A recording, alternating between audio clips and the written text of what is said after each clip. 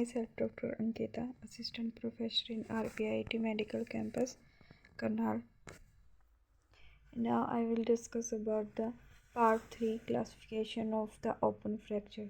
वैसे fracture two types के होते हैं, क्लोज और ओपन। ओपन में हम मतलब ऐसे बोन में फ्रैक्चर होने के बाद वो जैसे बिल्कुल स्किन वगैरह है वो हट जाती है। अब है ऐसे लास्ट पार्ट में मैंने क्लोज फ्रैक्चर बताया था, अब है इस पार्ट में मैं बता रही हूँ open fracture classification.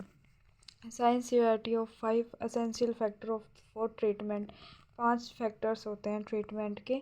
Essential factor और इसकी सीवियरिटी क्या क्या रहेगी।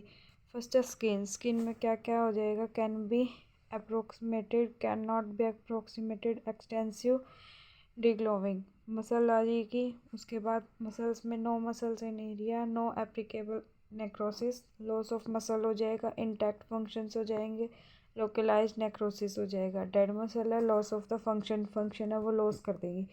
आरटीएल में क्या हो जाएगा, no injury, RTL injury without ischaemia, RTL injury with ischaemia भी हो सकती है।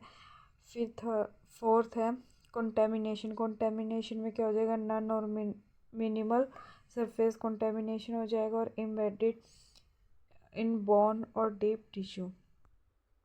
फिर है बोन लॉस। बोन लॉस में क्या हो जाएगा, नन बोन मिसिंग और disvascularized but still contact present between proximal and digital segments. फिर है सेगमेंटल बोन लॉस हो जाएगी। ये था हमारा classification of the open fracture. Open fracture में क्या हो जाएगा, स्किन चली जाएगी, एक्सटेंसिव डिग्लोविंग हो जाएगा, फिर उसके बाद डेड मसल और लॉस कर देगी मसल फंक्शन को। फिर नो इंजरी होगी, लेकिन आर्टियल इंजरी विद इस्कीमिया भी हो सकती है और नॉट विदाउट इस्कीमिया भी हो सकती है। फिर कंटेमिनेशन आ जाएगा। कंटेमिनेशन में सरफेस कंटेमिनेशन हो जाएगा, डीप टिश्यू तक जाएंगे, फिर बोन है वो लॉस हो जाएगी। फिर नेक्स्ट है reliability.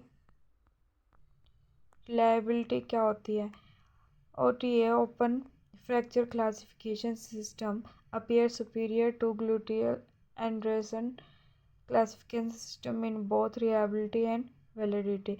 86% overall inter-observer agreement versus 60% of GA. GEO 2013 volume 27 pp 379384. Second है inter-observer reliability is different than the validity. Reliability है वो validity से अलग है. If surgeons agree on a measurement pre-operatively, reliability that may not prove to be accurate intraoperatively. Validity. Next है use of soft tissue and open fracture classification.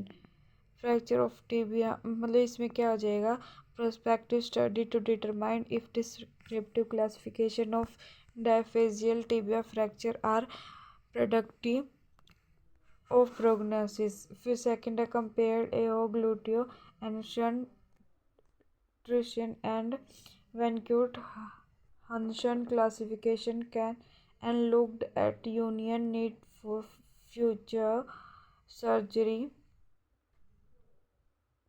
and subsequent infection, found that the Traction classification was most predictive of final outcome. These are the classification of the fracture.